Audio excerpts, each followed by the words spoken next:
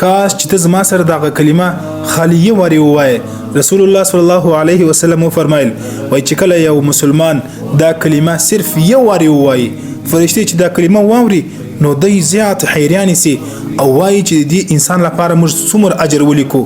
نو دوی الله تعالی کوي الله به ورته فرمایي چې دا کلمه هم دغه سي پرېږدي چې کله زما بنده زما سره ملاقات لپاره راسي نو بیا به زه د دې کلمې بدله په خپل ورلره ورکم. دومره عظیمه کلمه. نو د کلمې د شول څخه مخکې تاسو زه یو خاص کوم چې دا پیغام چې څومره کولای شي دومره د سره شیر کی چې تاسو د شیر کېدو په خاطر باندې یو مسلمان رور یا یو مسلمان خور د خلی څخه دا کلمه ادا کی هغه ته هم الله ثواب ولر ورسوي او تاسو ته هم الله اجر او ثواب دلر ورسوي.